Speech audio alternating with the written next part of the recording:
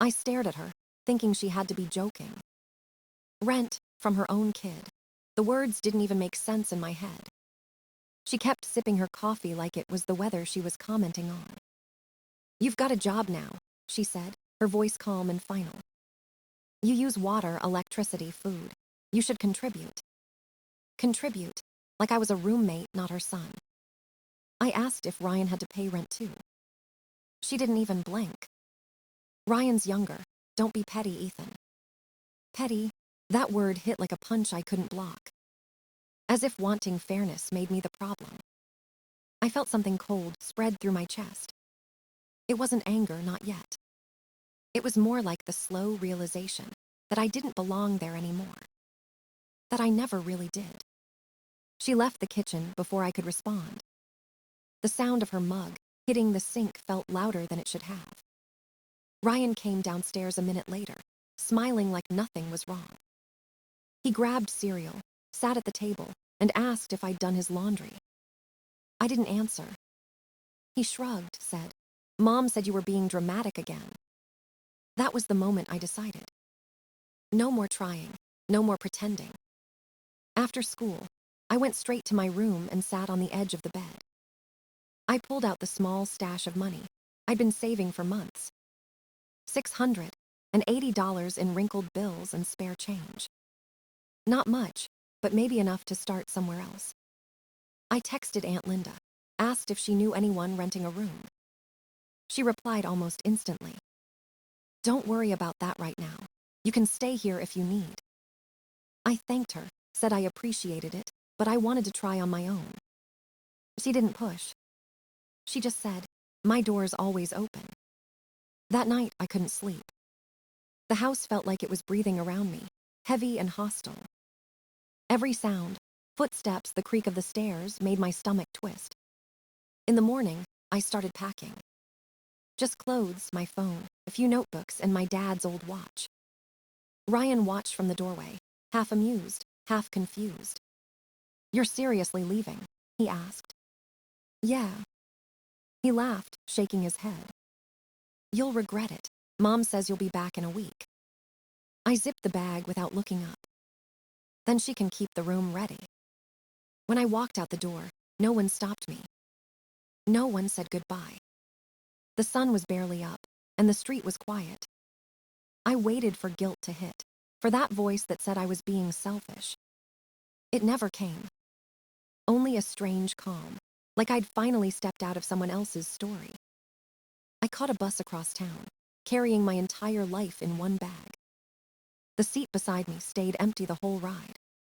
For the first time in years, I didn't feel invisible.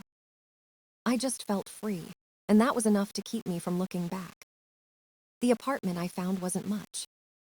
A one-room studio above a closed bakery that always smelled like sugar and dust. The walls were cracked, the floor uneven, and the heater made strange noises at night.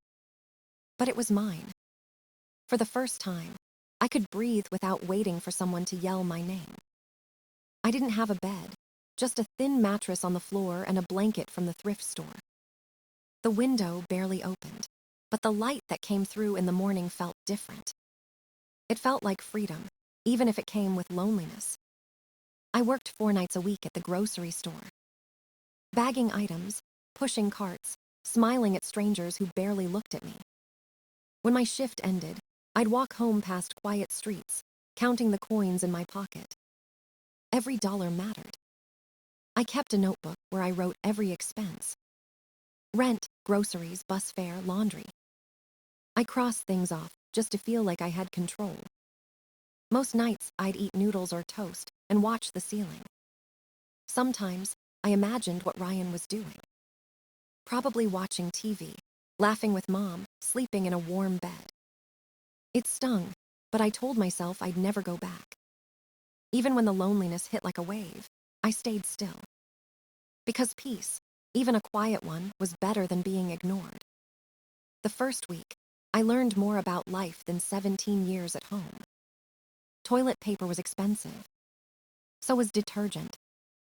I started buying in bulk, learned which stores had discounts after closing. I stopped buying snacks, started drinking water instead of soda. I didn't complain. It felt good to earn what I used. One night, the power went out. The fuse blew, and I sat there in the dark with only my phone light. For a moment, panic rose in my throat. Then I laughed. Because even broke and tired, I wasn't scared anymore. This silence was mine. When my aunt dropped by to check on me, she looked worried. "Are you eating enough?" she asked. "Yeah," I lied, smiling. She left a few frozen meals in my freezer, pretending not to notice the empty shelves. That night, I ate real food for the first time in days. I almost cried. At work, my manager said I could take extra shifts. I said yes without thinking. Anything to build savings, to prove I could make it. Some nights, I'd walk home under flickering streetlights, head buzzing with exhaustion. But deep down there was pride. I wasn't just surviving. I was building something, piece by piece. It wasn't much, but it was honest. And for once, I didn't need anyone's permission to exist. I fell asleep to the hum of the city outside, small and steady. It wasn't home yet, but it was the first place that ever felt like mine. It started with something simple. I went to the bank to open a checking account. The lady behind the counter smiled politely, typing on her keyboard. Then her expression changed. "I'm sorry," she said. "We can't approve your application." I blinked, confused. "Why not?" She handed me a printed paper filled with words I didn't understand. "Credit issues," she said softly, like she didn't want to embarrass me. Credit issues. I didn't even have a credit card. I left the bank with the paper in my hand, heart pounding. Maybe it was a mistake. A week later, I tried to set up internet for the apartment. The same thing happened. Declined. The man on the phone said something about collections and unpaid accounts. I didn't even know what that meant. That night, I sat on the floor, surrounded by silence, feeling small and stupid. Maybe I'd done something wrong, without realizing it. When Aunt Linda came by the next day, she noticed something was off. "What's going on, Ethan?" she asked. I handed her the paper from the bank. She read it carefully, then looked up, her face tightening. "Have you ever checked your credit report?" I frowned. "I don't even know how to do that." She pulled out her laptop and showed me a website. We entered my information: name, date of birth, address. When the results loaded, my stomach dropped. 3 open accounts. All in collections. All opened 2 years ago. I was 15. The addresses listed were my mom's house and her old apartment. Linda scrolled down slowly, her mouth pressed in a line. One was a store credit card, the other's utility bills. The store card balance was $1,300. The purchases listed were things I didn't own. A flat-screen TV. A tablet. Clothes from stores I'd never been to. I felt dizzy. My mom bought a TV around that time. Ryan had a new hoodie he said was a gift. I finally understood where it all came from. Linda's voice was quiet but firm. "Ethan, your mother used your identity." The words hit harder than anything she could have said. I just sat there, staring at the screen, hands shaking. It felt like someone ripped the ground from under me. I wanted to deny it, to think there was another explanation. But there was. My name was on the debt. My mom's address on every bill. Linda squeezed my shoulder gently. "You need to protect yourself now." I couldn't speak. I just nodded, my throat dry, my chest tight. 15 years old. That's how old I was when she decided my future didn't matter. When she turned me into her safety net. That night, I couldn't sleep. I kept seeing the numbers, my name beside debts I never made. It wasn't just money. It was betrayal written in ink and signatures. The kind that doesn't fade, no matter how hard you wish it would. Linda told me what had to be done. We needed to file a police report. My stomach twisted at the thought. Reporting my own mother felt impossible. But the more I looked at the papers, the angrier I became. She hadn't made a mistake. She had opened 3 accounts and ignored every notice. This wasn't desperation. It was deliberate. Linda helped me freeze my credit and fill out the dispute forms. Her printer spat out page after page of evidence. Each sheet felt heavier than the last. At one point, she looked at me and said, "You can't fix her. You can only fix this." The next day, we went to the police station. I kept my hands in my pockets so no one would see them shaking. The officer was calm and kind. He asked when I found out how much money was involved and who opened the accounts. When I said, "My mother," his eyebrows lifted slightly, but he didn't judge. He said it happened more often than people thought. Parents using their kids' identities. It didn't make it right, but it made me feel less alone. When we finished, he handed me a copy of the report. My name's her name, the word fraud. Seeing it printed in black ink made it real. Linda drove us back in silence. Outside, the world kept moving like nothing had changed. Inside, I felt like everything had. That evening, I sat on my mattress and stared at the report. Half of me wanted to rip it up. The other half wanted to frame it as proof I wasn't crazy. A few days later, Caroline showed up at my apartment. She never visited before. She brought a plastic bag filled with old shirts and a forced smile. She sat down without asking and said she'd been thinking about me. Then came the real reason she was there. "Do you have a bit of money to help out? Ryan needs new clothes for school." I didn't even let her finish. "You used my name," I said quietly. "Don't ask me for anything." Her face didn't flinch. She just sighed like I was being dramatic. "I had no choice, Ethan. You lived in that house too." "I was 15, I said. She waved her hand like that detail didn't matter. "It was for the family." I told her about the police report. Her eyes went wide for a second, then hardened. "You didn't, you wouldn't." "I did." She stood up, her voice rising. "I'm your mother, after everything I've done for you." That made me laugh, a short, broken sound. "You didn't do it for me, Mom. You did it to me." Her words turned to shouting, guilt mixed with rage. I told her to leave, or I'd call the police again. She grabbed her bag, muttering that I was ungrateful, and stormed out. When the door closed, the silence felt enormous. But this time, it wasn't empty. It was peace. The kind you only get after finally standing up for yourself. Months passed before I heard from her again. Life was finally quiet, predictable in a small, fragile way. Then one afternoon, a white envelope showed up in my mailbox. Thick paper, gold trim, my name written in her handwriting. I didn't have to open it to know what it was. A wedding invitation. Caroline and Thomas, her coworker, were getting married. Inside was a handwritten note. "I'd love for you to be there, Ethan. It would mean so much to me. Let's move past this." I stared at it for a long time.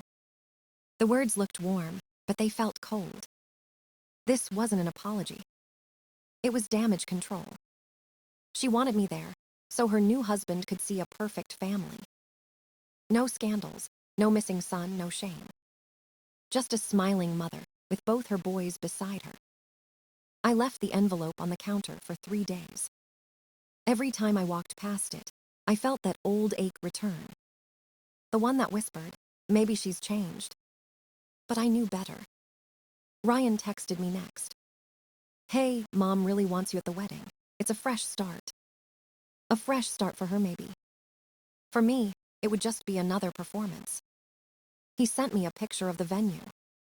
A glass gazebo surrounded by flowers and white chairs. It looked like something out of a magazine. I imagined her standing there, pretending everything was fine. Pretending I hadn't filed a police report against her. Pretending she hadn't stolen my name. The thought made me sick. I called Aunt Linda. She didn't even let me finish explaining. "Don't go," she said. "She's not inviting you for you. She's inviting you for the story." I asked if that made me cruel. She said, "No, it makes you someone who finally has boundaries." That word stuck with me. Boundaries. Something I'd never been allowed to have. That night, I tore the invitation in half and threw it in the trash. It felt final, like closing a door that had been open too long. 2 days later, Ryan called. "Are you seriously not coming?" I didn't answer. "She keeps checking the door," he said. "She thinks you'll walk in last minute." I almost laughed. That sounded exactly like her, setting the stage and waiting for me to play my part. "She put your name on the seating chart," Ryan added softly. "She still won't say sorry." That told me everything I needed to know. You can't heal what someone refuses to admit they broke. "Tell her I'm not coming," I said. "And next time she needs me in a photo, she can Photoshop me in." He hung up without another word. The wedding came and went. No calls, no messages. Just silence. And for once, it felt good. No more pretending. No more waiting for her to love me right. I wasn't her missing piece anymore. I was finally my own whole person. 2 months passed after the wedding. The silence stretched so long it felt like the world had forgotten me. No calls, no messages, no fake apologies. I thought maybe they had finally accepted it. Then one night, I got a text from an unknown number. It was Ryan. "Hey, Mom's marriage isn't working out. Thomas left." No explanation, no emotion, just that. I stared at the message until my phone screen dimmed. Of course he left. He probably saw who she really was, and the spotlight turned off. A few hours later, a voicemail came through. I didn't listen at first. It sat there for hours while I stared at the ceiling. When I finally pressed play, Ryan's voice sounded tired. "She's not doing well. She barely gets out of bed. Danielle blocked her. Peter's gone. She needs you, Ethan." I almost laughed. Not loud, just a quiet breath of disbelief. She didn't lose everything. She just lost control. And now that no one was cleaning up her mess, she wanted me back. I texted Ryan one word. "No." He didn't reply. Days went by. I started focusing on my own life again. Linda helped me open a secured credit card. Small limit, but it was a start. I tracked every payment, every dollar. Step by step, I was rebuilding what she'd broken. I even started sleeping better. Until one afternoon at the grocery store. I was standing in line, tired from work, when I heard her voice. Caroline. She was arguing with the self-checkout machine, like it had personally betrayed her. I froze. For a second, I thought I could slip away unnoticed. But she looked up and locked eyes with me. Her face shifted from shock to relief in a heartbeat. "Ethan," she said softly, like she was afraid I'd vanish. "You've lost weight. Are you eating?" I didn't answer. I kept walking, but she grabbed my sleeve. Her grip was weak, desperate. I looked at her hand until she let go. She started talking fast. "I never wanted things to get this bad. I was under pressure. I didn't mean to hurt you." The same script, recycled excuses, practiced tone. I stayed silent. She hesitated, then tried again. "Linda's been filling your head. She always hated me." There it was. Blame shifting, the oldest trick she had. "You're still angry," she said, voice trembling. "I thought maybe you'd cool off." I finally looked at her. "I didn't cool off," I said quietly. "I just woke up." Her mouth opened, but no words came out. She stepped back, eyes glassy, like she didn't recognize me anymore. "I miss you," she whispered. "Ryan does too." I nodded once. "They're supposed to," I said. And then I turned and walked away. No shouting, no guilt, no second thoughts. Behind me, she called my name once, softer than before.